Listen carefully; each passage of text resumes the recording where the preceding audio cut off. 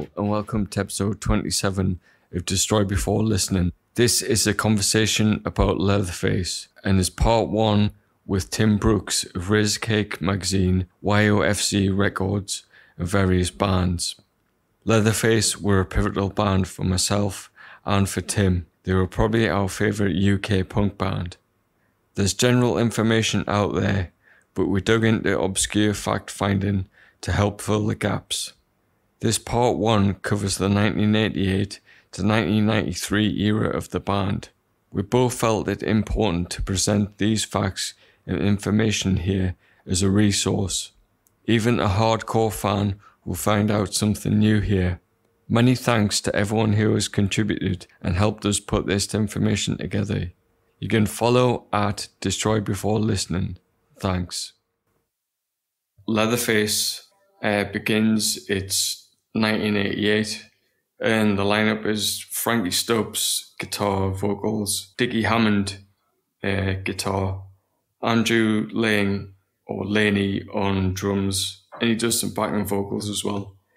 And kind of as we found out, it's just a string of bass players. It's more than it's more than you probably imagine.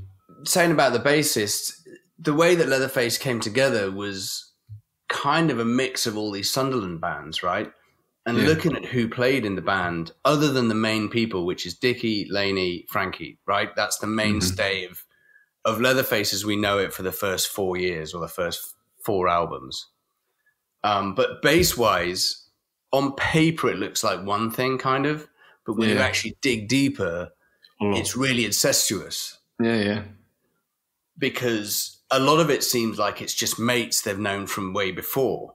So before Leatherface started, well, Frankie did something we'll go to in a second, but in terms of other people that started the band, HDQ and Hex were 2 bands from the sort of early 80s, 83, 84, 85 in Sunderland. And Hex were from the north of the river and HDQ were from the south. But what happened was they almost sort of changed over members. So Hex, although they say Dickie was in Hex, as far as I could tell, he only played bass in them a bit.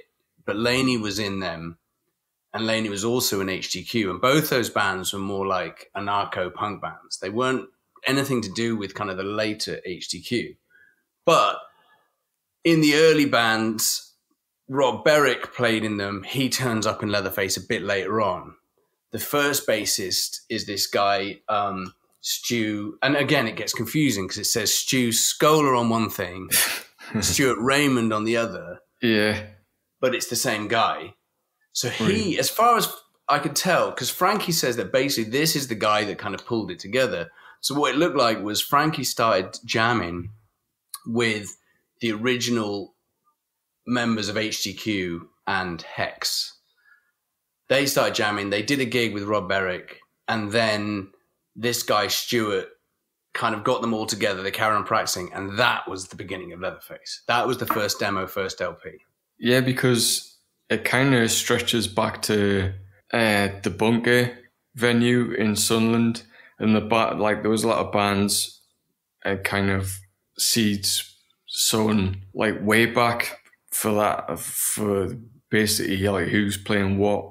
And who's a guitar, bass, drums, that gets sort of set way back. So, yeah, actually, because I'd always wondered why Frankie was referred to in the press and stuff as like Frankie N.W. Stubbs. And it's like Frankie Norman Warsaw Stubbs. And I was like, well, what is the Norman Warsaw bit?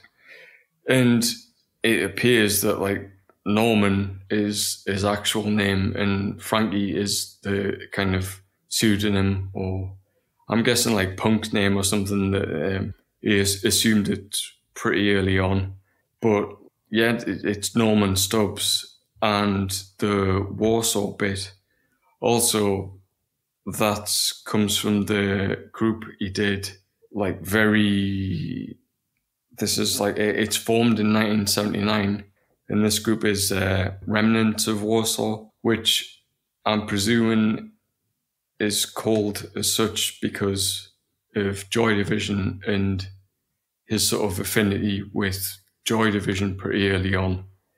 And they were obviously like Warsaw to begin with.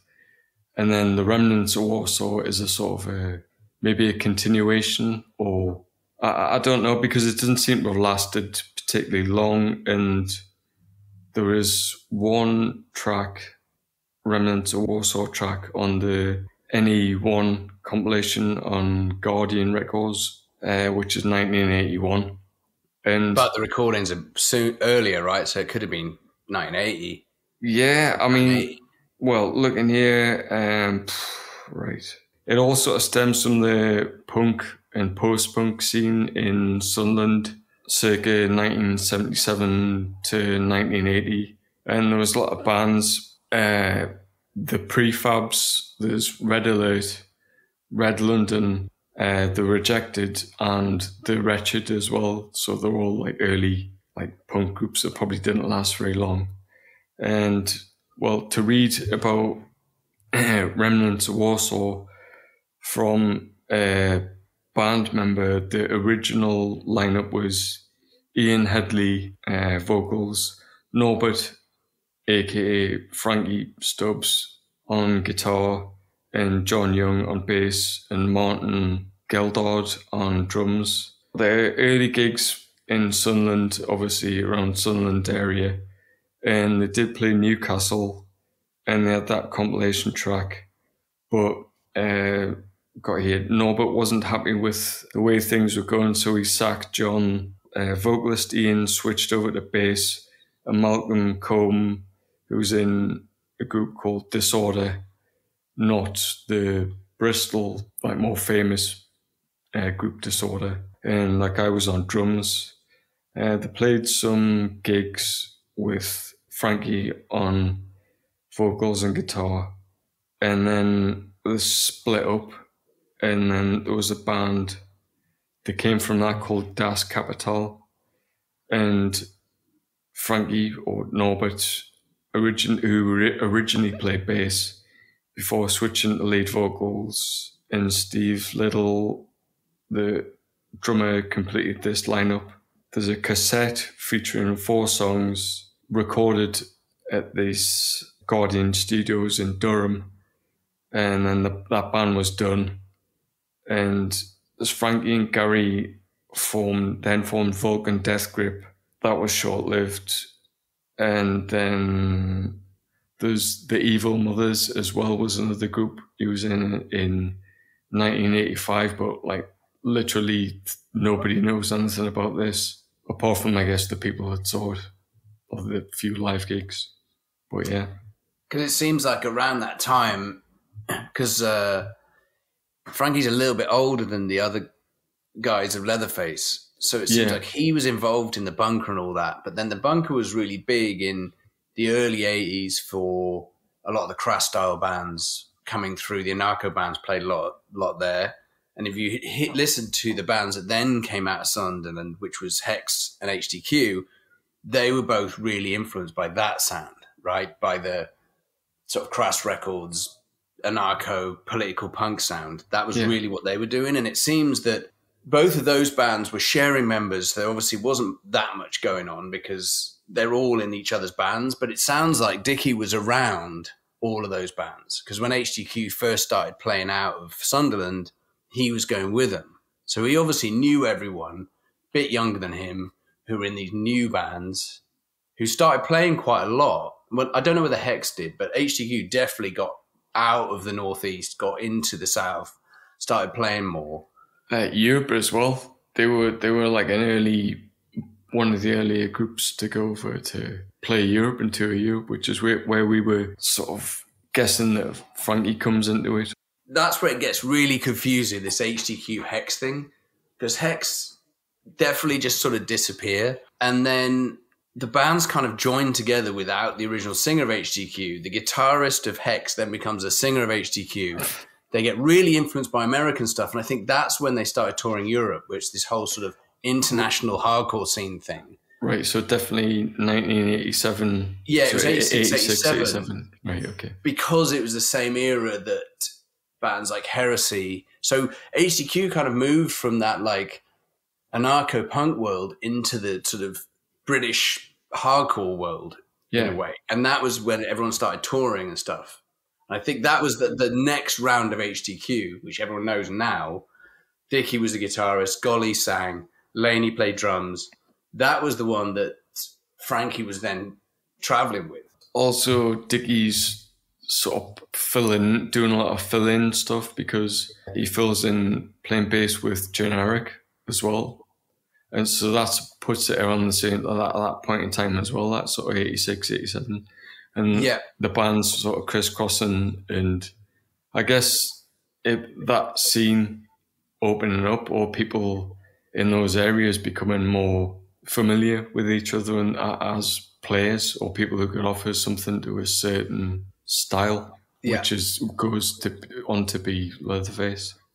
Well, yeah, because essentially a lot, HGQ at that time were playing a lot, touring a lot, were known around England and Europe, but it was sort of half of HDQ that then started playing on the side, and they did Seamen and the Dog Soldiers, which was 87, very short-lived, but it was Dickie, Stubbs, Laney, Rob Berwick on bass, who then later shows up in Leatherface, was also played in Hex and stuff. He shows up a bit later on.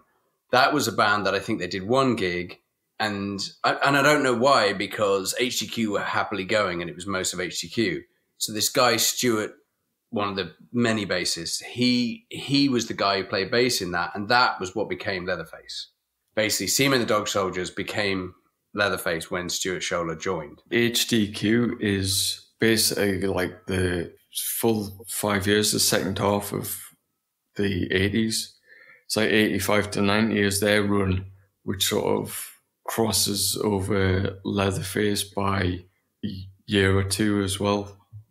Those people would have been playing simultaneously. Yeah, I mean, I think there was that big crossover because there was a little period in there when Dickie didn't play on one of the 12 inches because he was touring with HDQ. So that obviously he was touring a lot with HDQ. And then once Leatherface took off, HDQ could have slowed down a lot. And I'm not sure whether that was intentional or not. But it does seem that Leatherface kind of really got together because the other guys were already in HDQ. It almost seems like Leatherface was a vehicle for Frankie to get back in a band. I don't know whether that's true, but it seems like it. Yeah, I mean, we can speculate a lot on this stuff.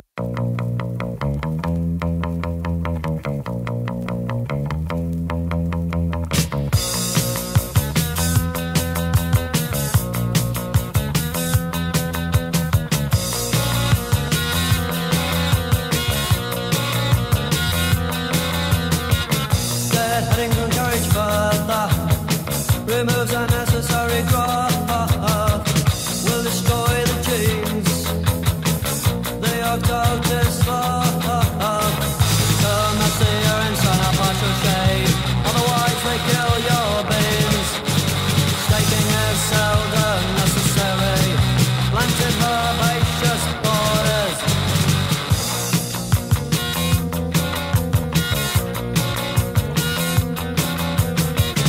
In a drain like repeat bed, devolve species after reproduction. The occultist sloth, the occultist sloth, Lateronic of a bascum, achieve a water curtain by making the pouring lip absolutely horizontal.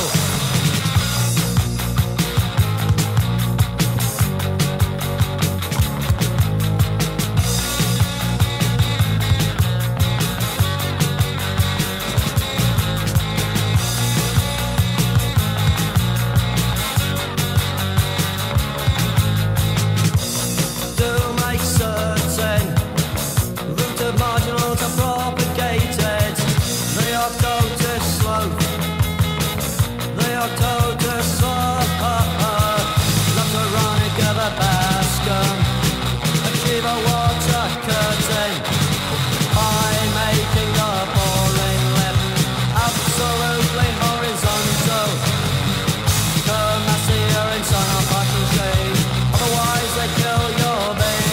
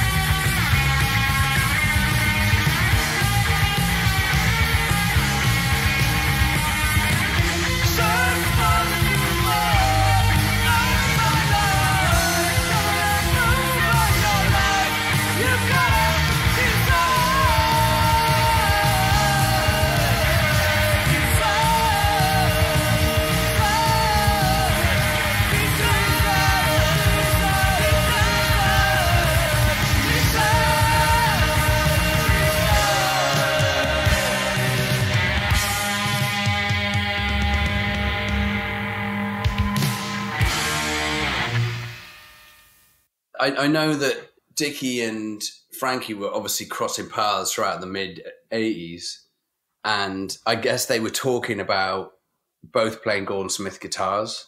Yeah, I think that's how Leatherface began. Even was because of because of the guitars. They both had realized they were using the Gordon Smith guitars, and I guess the sound that brings and the juxtaposition of the playing styles as well. Because one person's all over the place, which is Dickie. He plays very elaborate, unique style. And then there's Frankie, who takes up the role of the doing vocals, lyricist and guitar. So his guitar has to be more chord sort of orientated in order to sing and stuff at the same time. Yeah, because if you listen to the stuff that Dickie was doing with HDQ at the time, you can tell it's him, but it only really becomes that sound when it's Dickie and Frankie together. Yeah. It becomes the sound. And I think that stems from each person's sort of interpretation of a riff or an idea or a song. It's just I'm going to play this, and I thought it went like this, and why not combine the two? And now we've got this kind of sum which is greater than the parts, or far greater, really. And I think going back again with Laney playing drums, that both of them, I mean, Frankie only for a short period with that one gig band, but particularly Dickie, he'd almost grown up playing guitar with Laney playing drums, So that three of them together, even though Frankie does say that really it started because of this guy, Stuart, who was on the demo in Cherry Knoll. He was the one that kind of really brought them together. But sound-wise, in terms of what makes Leatherface sound, it's those three, right? Yeah.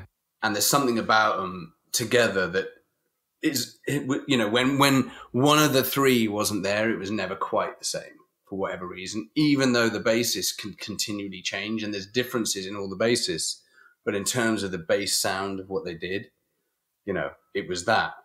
Now, the other thing you were saying too was that even though they kind of started playing together in around 87, the first LP doesn't come out till 89, and they did a demo prior to the LP, but it wasn't like one of those demos that everybody in the country had, everyone was talking about, everyone was waiting for the record.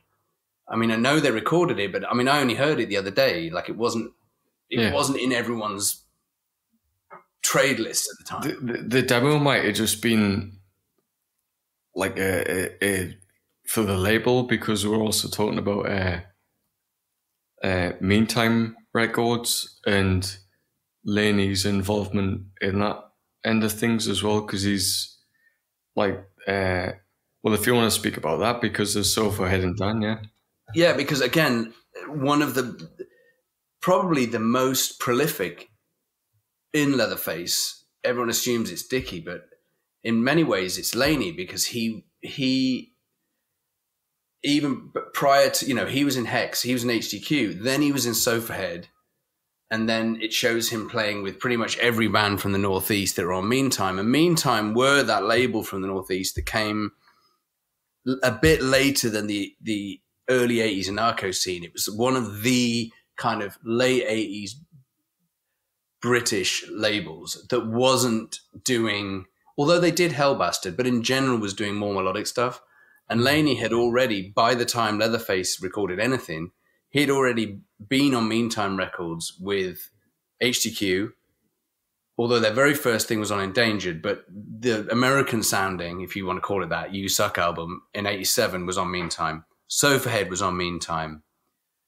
There's mention of him playing in Dan, but I know he didn't record with them, but he probably played in them. Yeah, we were thinking just on for live purposes, or whenever the sort of full-time drummer or whoever they had drumming sort of fell out, they probably just, like we were saying, there's a pool of people or a pool of musicians who, and especially drummers, who they're going to crop up.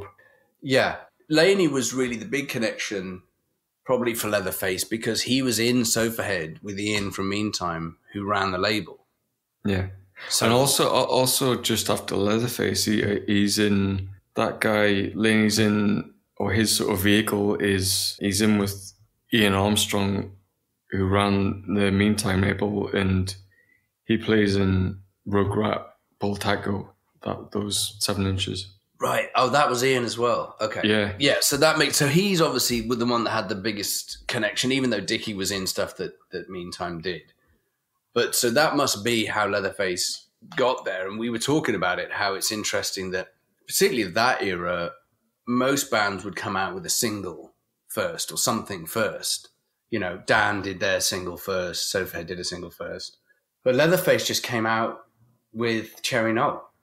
That's a good point as well, because the formation of the band is only August 1988. So I mean, they're like bang straight in. They've got enough songs, and they're sort of proficient enough to release an album that they're within like 6-9 months, or like half a year, like over half a year or whatever it was when the official release of Cherry Knoll was on it. Yeah, I don't know what part of 89 it came out, and I can't remember. It kind of came out of the blue. I mean, maybe not for people up north. You know, maybe Leatherface were playing loads of shows then. I remember when Cherry Knoll came out, it kind of came out of the blue. Yeah. And it was like, oh, people from HTQ. Yeah. But yeah, the bassist stuff of Cherry Knoll, again, going back to the bassist, is all a bit vague. Yeah. Because there's like a photo of someone that's not on the record. Someone mentions Rob Berwick playing. He's like, no, I was just there when they recorded it, and it was Stuart played on it because I was there. So that's really weird because it's such a hazy period there. But I think it's because it was pretty soon after they did Cherry Knoll, and that was when everyone heard them, and then they started really touring. That's when they started getting out of Sunderland. You know, they started. And that would have come from HDQ's touring and the network that they probably already had established that like Leatherface could just fall into pretty easily, pretty quickly. You know, there's that sort of set of people, set of venues and destinations and things that they can go to immediately that like a lot of bands have to work to. Yeah, and around that time, Leatherface toured as a 3-piece because Dickie was so busy with HTQ.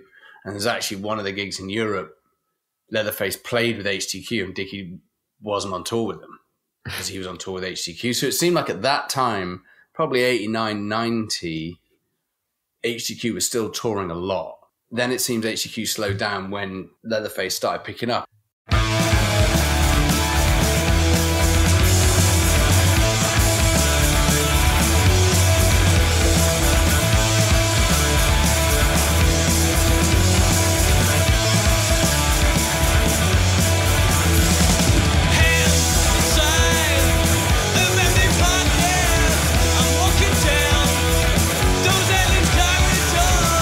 Just imagine the feel of being trapped.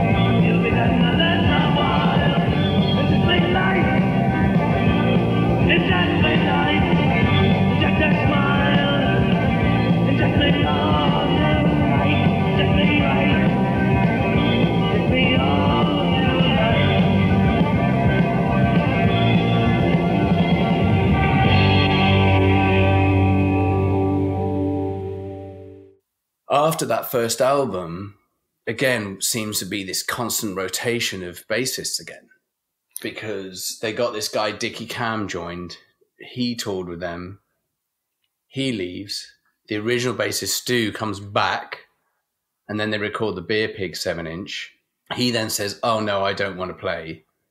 So then that's when Rob Turnbull from Crane, another Meantime band, then he joins on bass just for the Fill Your Boots, and he's not in there for very long.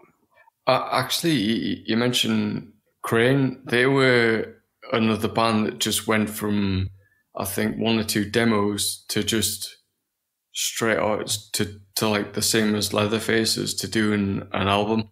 So Meantime seems to be more the format of choice, is just straight in with a record or a full length. Right. So maybe that is a Meantime thing. And the other thing about Crane is they are on Meantime, which is, you know, an underground punk hardcore, UK hardcore label. If you look at what they put out, Crane is the one band that doesn't really fit. I don't think they ever did. I mean, early on, it's a bit more like ramshackle sort of ideas and sounds, and it maybe 2 years, it's just like bang, they sort of come in with something way more captivating or captures a lot more people's attention, or like the music press or that kind of guitar music of the time. So there's like a bigger support slots. It would be like exiting the 80s, and it's almost like a post-80s thing, because those bands and Leatherface, almost the difference between that happens in such a short space of time is they do have an identity, or their own identity, pretty much very quickly. It seems to me that, again, this is all conjecture on looking back at just names on paper, but, you know, it seems like obviously Rob Turnbull's band was Crane. He joins Leatherface to play in Leatherface, but then he goes back to Crane. And I don't think they ever split up during it. He was in both. But it's obvious that that was his band, and he came to play in Leatherface, because he was only in Leatherface for a short period of time. It doesn't go into too much why he wasn't, but I'm guessing his other band was taking off, right? Yeah. And he was just like, I'm playing bass in this other band, because he was only in it for that one LP. He was in it for Fill Your Boots. And then he leaves pretty much straight after. I don't know how much touring he did, but it was a short amount of time. Yeah, I think it's another situation of just a guy drafted in who could quickly sort of pick up the songs or knew the songs. And like, it's obvious, we were discussing that he's a much more musical player than someone who just sort of does what, I guess, Rob Turnbull was a much more musical player, and what he does on Fully Boots is more elaborate than locking in with Laney. The sound and the style of like Mush or Minx is a lot more rhythmic rather than sort of a lead element. Yeah, because we were saying that kind of the way that the band really worked best was these 2 guitars, the 2 Gordon Smiths, right? That had a really sort of bouncing off each other sound, particularly with Dickie's playing. And then Laney's drumming was always such a sort of solid. It was solid drumming. And so they work best when the bassist just holds back with Laney.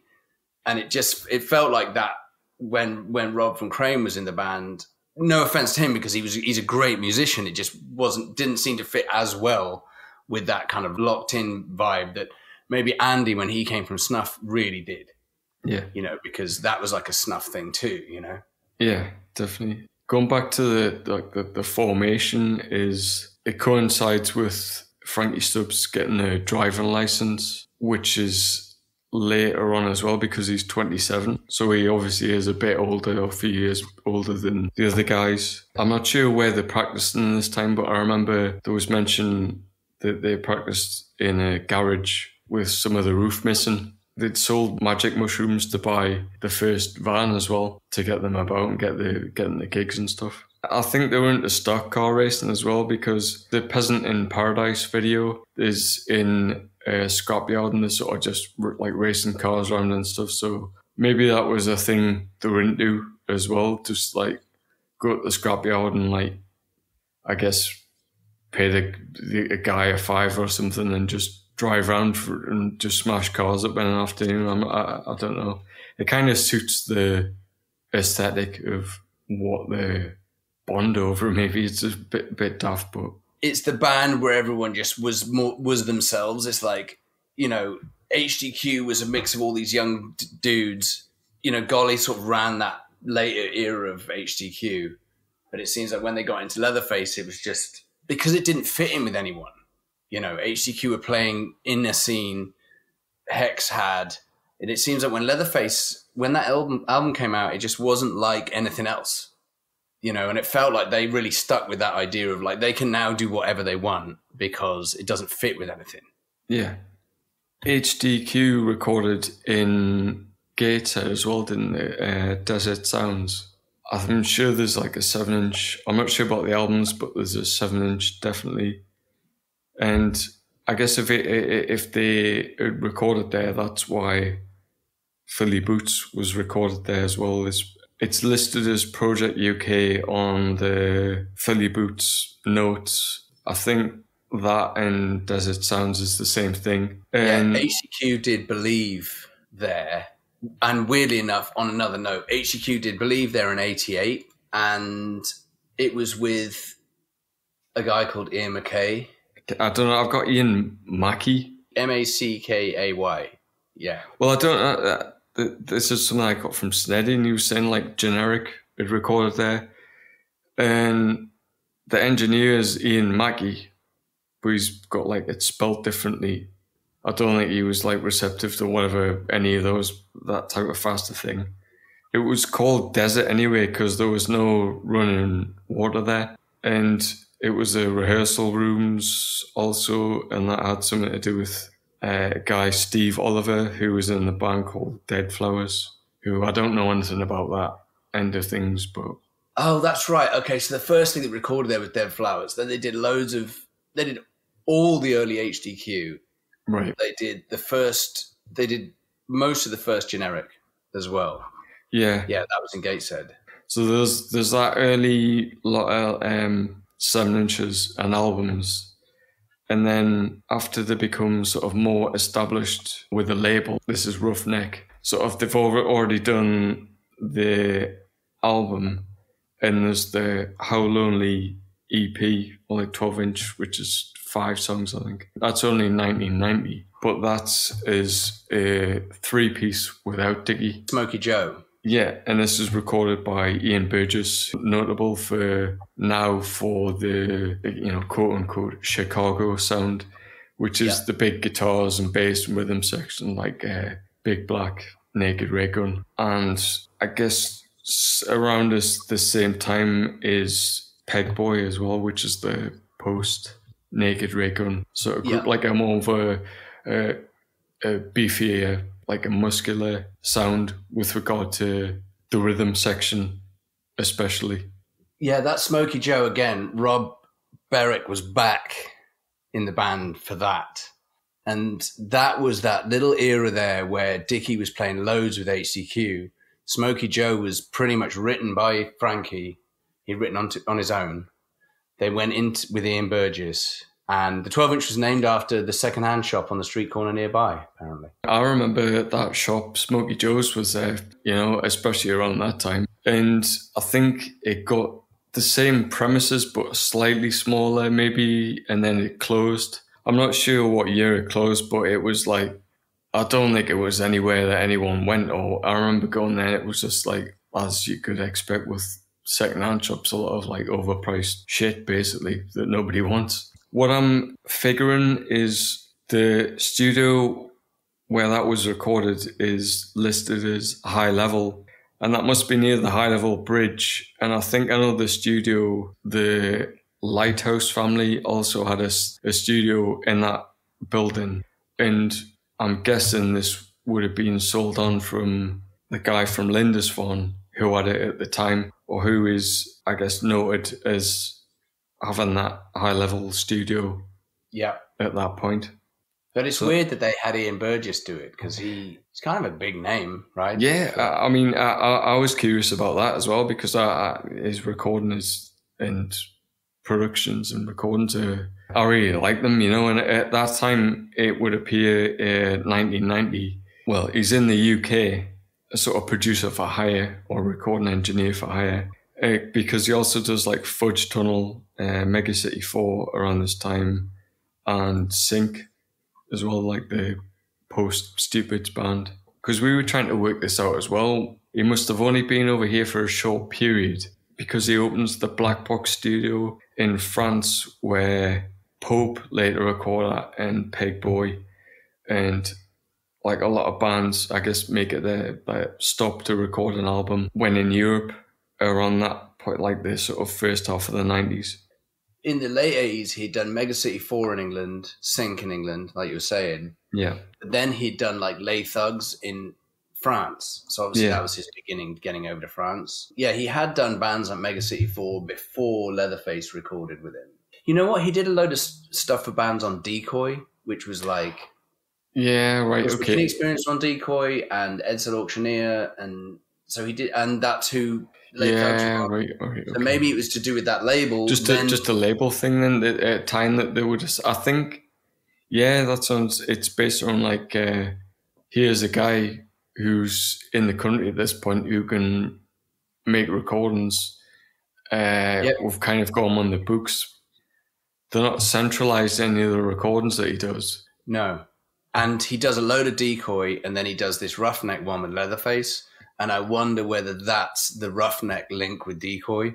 Because at that point, Roughneck they became Domino, or the guy who ran it became, Lawrence turned it into Domino. Yeah. So he was obviously on that tip at the time of labels that were a little bigger than something like Meantime, that was still a bedroom label.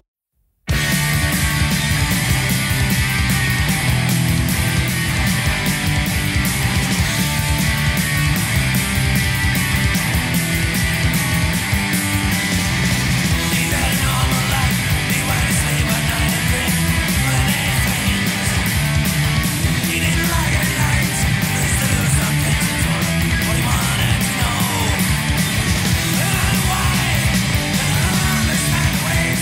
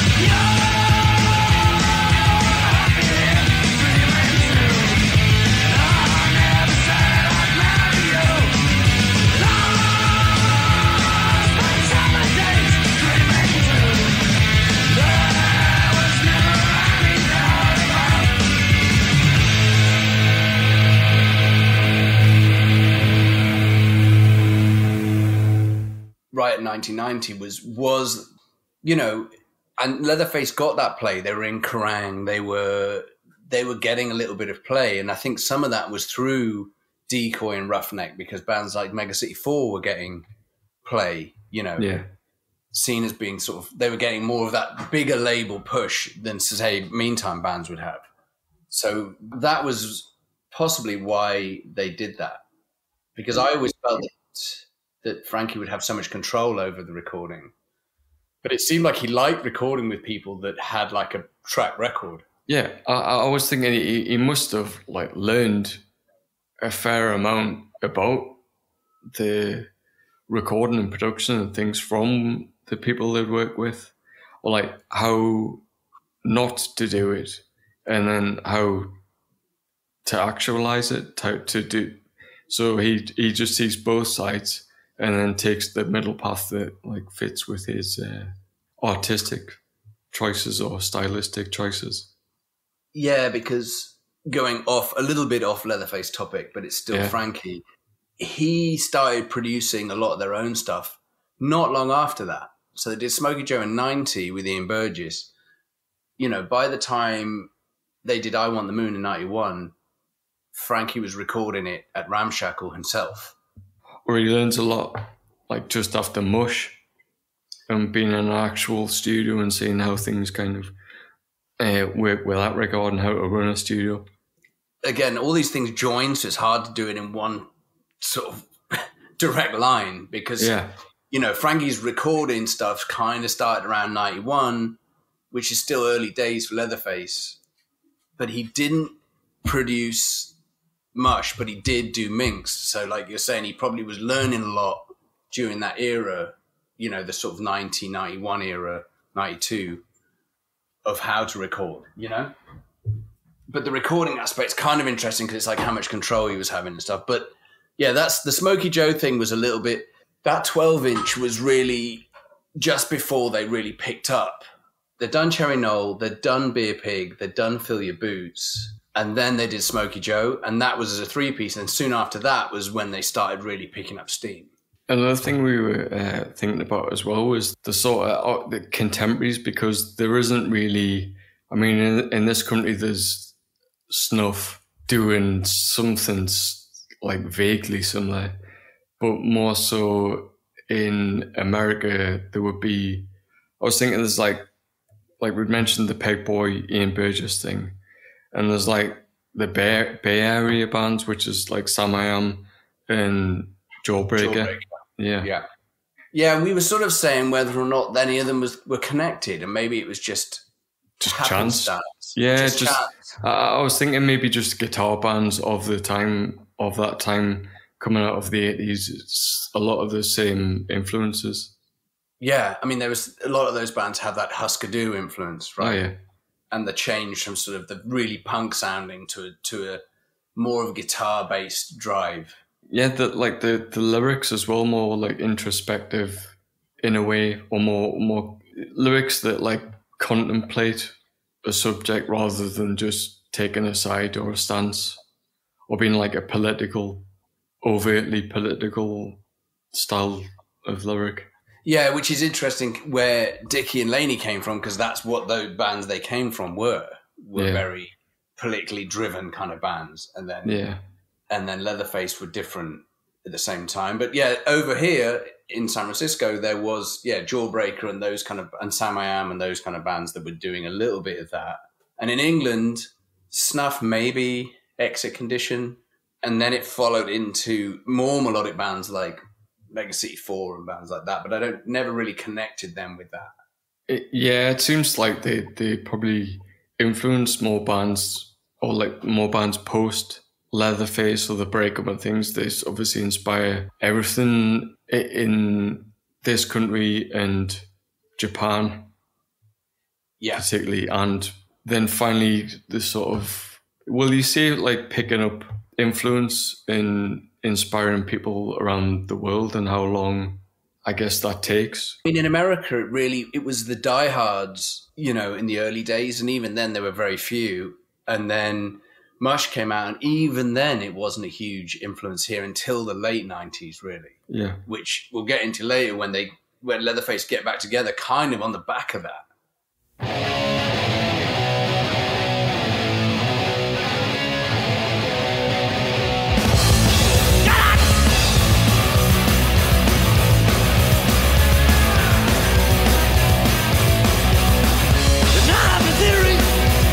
Doing good for you, the hymn on a rhyme, brother of Asher abuse, a blue sunshine, and I'm in front of you, I'd like to see you smile, or am I just wasting my time again?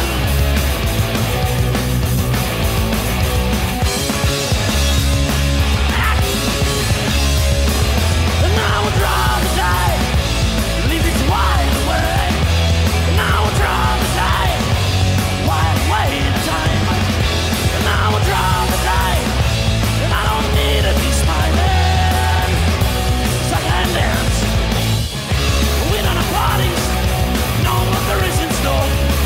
Suffer for a noble cause, and I do anything just to waste my time, and I would rather die than leave it to wild away the time again.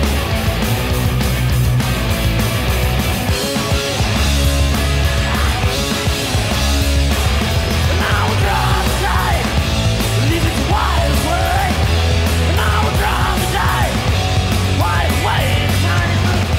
I would rather die, and I don't need to be smiling, 'cause I can dance. I won't sit watching days go by, and I don't know what I can try, and I won't be the one to say it, and I don't wanna be the one to say it, and I don't wanna be the one to say it, and I don't wanna be the one to say it, and I don't wanna be the one to say it, and I don't wanna be the one to say it, and I don't wanna be the one to say it.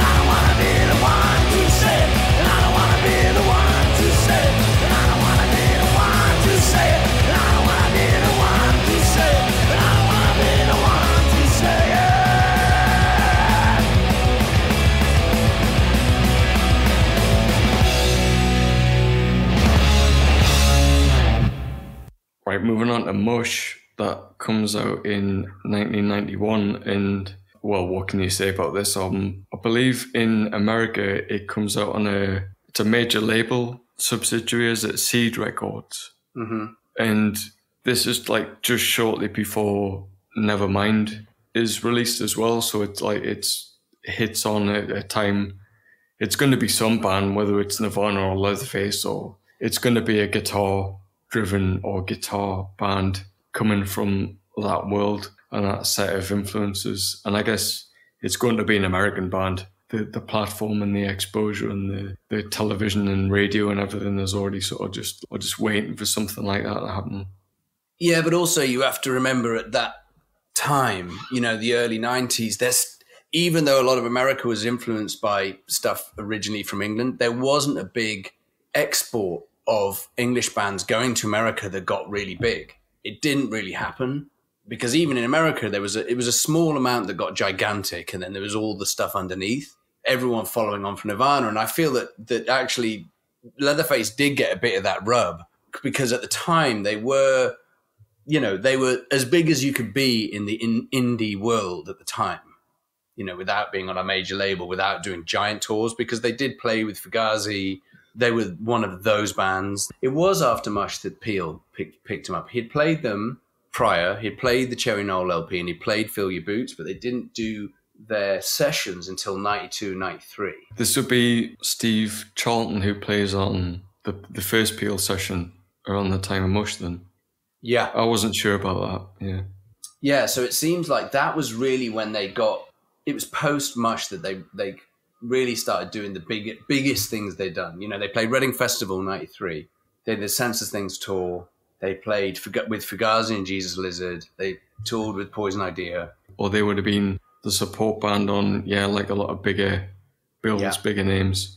Because, that Fugazi gig in particular, the one with Shudder to Think and Jesus Lizard, it's the Jesus Lizard gig is the one where they record the Lash 7-inch which comes out on Touch and Go as well. So it's a big gig, things are happening definitely at that point in time. 92 also, this is something I remember. It was almost like, I guess it was a local showcase because there's Leatherface on this bill, Crane, Drill opening, and China Drummer playing as well. So you see all those bands or that style, that sound is like fucking, it's huge in the early 90s, just after Nirvana. That kind of, that's testament to what Leatherface were able to do, where they were still playing punk gigs, smaller venues, but then they could cross over into this, what was big at the time. And it wasn't in the punk scene. It was in this new alternative scene, right? Yeah. 93, the Nirvana era of everybody jumping on that stuff. That's when Roughneck turned into Domino. And Domino, although wasn't a big label then, became a really big label. And I think still used the idea of a bigger independent label. And so that's possibly another reason why Leatherface were getting on these big gigs. Yeah. Was because they probably had representation through the label as well that had all these ins with these big touring bands. Because, Reading Festival at that point in time would have been a big bill to get onto, a big sort of substantial event for a band like Leatherface to get on that would have had no chance probably a couple of years before being somewhere like that. Just, it's definitely on there. In Melody Maker at the time, they were covered a lot in the music press, the music papers and stuff over here. And I remember there was a picture of Frankie in that with the Gordon Smith guitar, and he had a full color Zen Arcade t-shirt as well, which I was the kind of representation, isn't it, when you see it, it's the kind of whistle, isn't it, that you see and you're like, oh yeah, kind of that's where I'm coming from, or that's what I want to. And this is, again, it's conjecture. We don't have any information of really what happened at that era, because really 93 was when they were at their most successful. Mush had come out, Minx had come out. Minx was 93, right? There's Compact and Bijou, which is the first sort of recording, the debut of Andy from Snuff. Yeah, that was 92. And then they did Minx. So that era, the Andy era, was when they were really at their most successful, right? Because they did a couple of Peel sessions. They did the Hit the North session. They were recording quite a lot. But I think it was around that time that they were really getting in Melody Maker and NME and all that stuff, and doing these, when they were doing Reading and these bigger London gigs, the really big gigs and the bigger sort of supports on the big tours, was all around 92, 93. And then they pretty much ended, right in the middle of that. Peak of the success, they're just sort of Leatherface dies. They did a final Peel session right around the same time they did the last. It seems like they were already done when they recorded the last. This is the last is recorded at Blackwing Studios in London, who I think did a lot of Mute Records bands. So I guess that's the popular studio at the time. Yeah, but I'm guessing, around that era, they were in a position to get into bigger recording studios, right? Because again, through Domino, through Decoy, through all this touring stuff, that they already had pretty good track record of getting into decent studios. But it seems like by the time they went to record the last, hence the name, but they were already done. Or they just knew it was inevitable. They knew they were breaking up or going to break up. So they just get the songs down, do the Peel session. I remember the announcement. It was Leatherface aren't going to be a band anymore. That was the very end of 1993. So just after Minx and just after they become a much bigger band, bigger label. I guess bigger budgets, everything. But I wonder what led them, because there's no info really from anybody about what led to that finishing.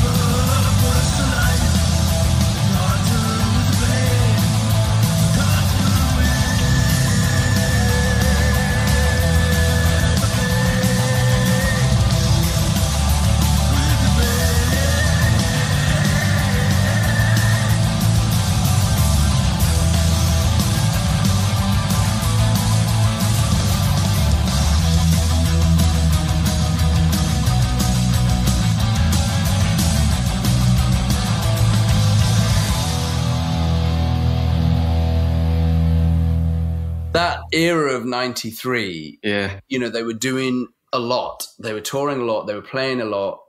As far as I could tell, HDQ were not playing around 93. No. Because HDQ did Soul Finder in 1990, and then they didn't record again until way later. Yep. Dr. Bison was Dickie's next thing was 94, because he met people from the Abs while Leatherface and HDQ were on tour back in the day. So he was mates with the Abs from Wales, and that's what Dr. Bison was. But that band never seemed like a real band. So it seems to me that was what he did after Leatherface. No, I mean, the Dr. Bison name is his name of his, or it's what he called his guitar as well.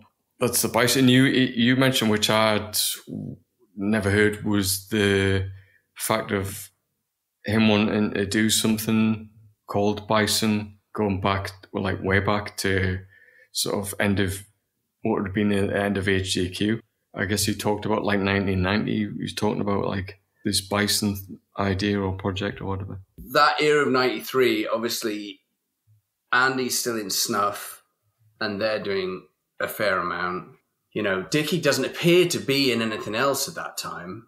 It could just be that they were just doing so much at that time.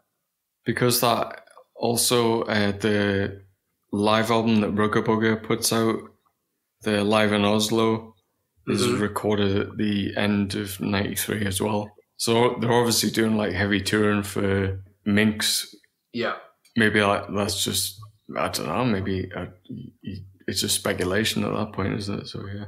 Yeah, but also, you know, there's an element that they'd got everything done, right? You know, they'd done the perfect album. Minx wasn't half bad. They'd done all these huge shows. So what's next? You know, what can you do that's next? And at that point, in 93, beginning of 94, you know, there didn't seem to be any getting to America vibes, which would be the next thing, right? Yeah. You know, you've toured all over England, you've done the LPs, you've done the big gigs, you've done Reading. What's next? And then chapter 2 is kind of led by the American thing. I guess you think about like label support at that point.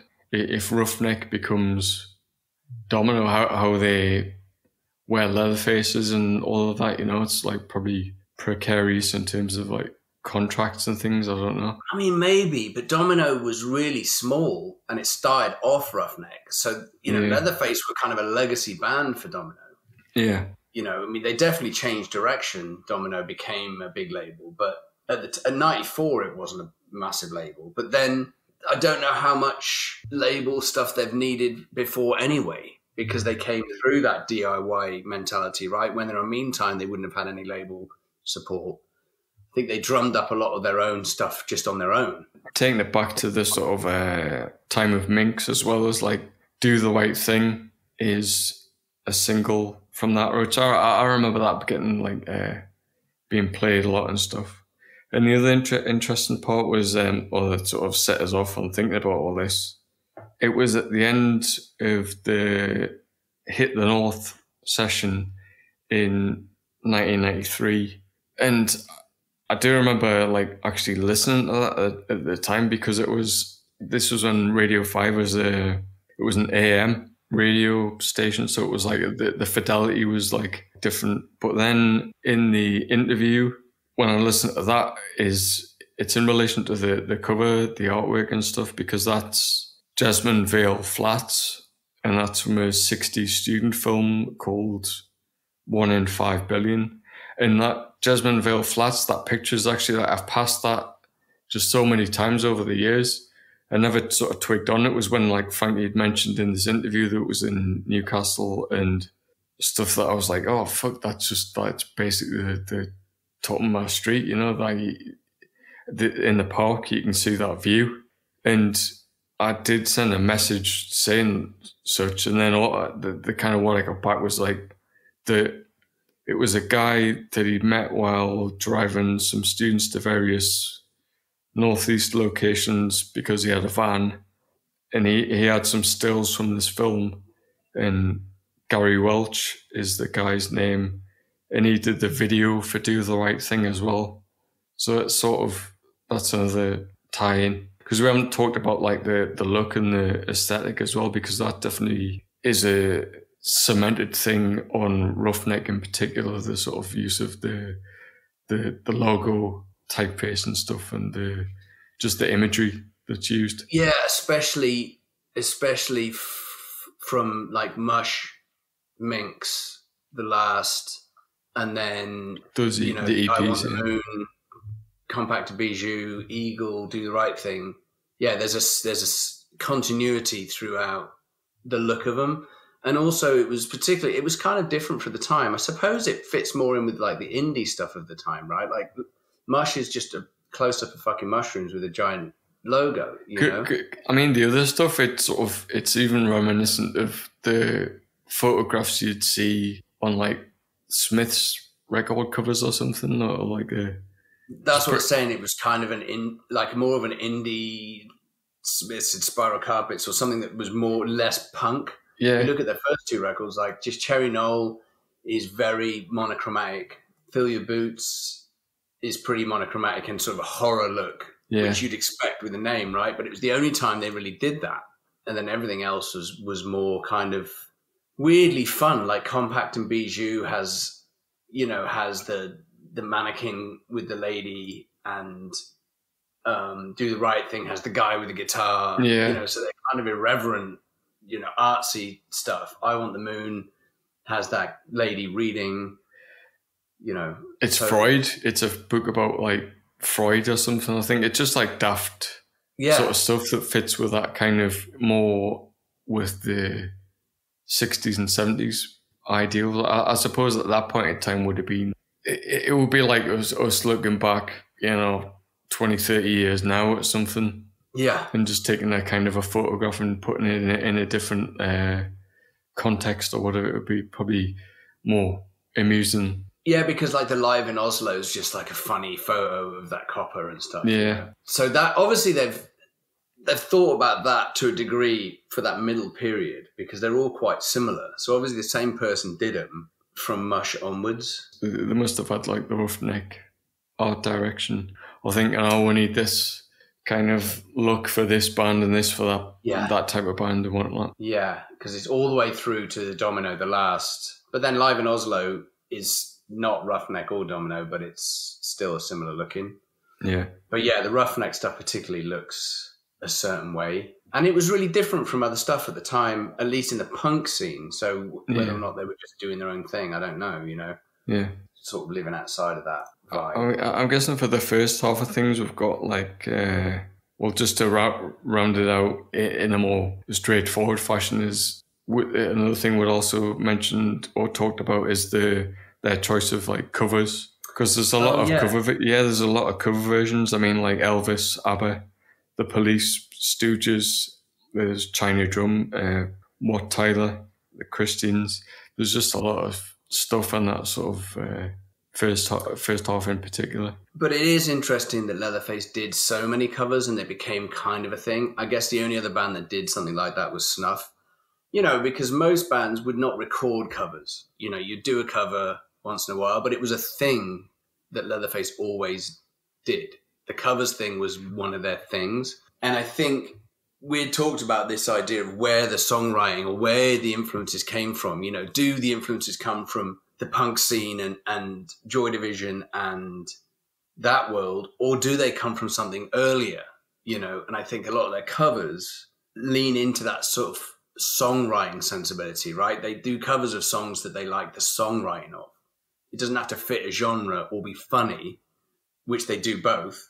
It gives you a nod to where they came from. You look at Elvis, ABBA, The Police, The Stooges, that's kind of a good blanket of where they came from. Yeah. Because you think, why the fuck they do The Police? But if you listen to The Police, they do have, like, it's the songwriting in there that's obviously quite, is influential on, I don't know who, Frankie, maybe? I don't know. It definitely is interesting to look at what they did to see where they came from and why they did so many covers, because it's not a hugely popular thing to do a cover on every single record you do, but they pretty much did, right? To a degree anyway, at least on this, the 12 inches and singles they seem to.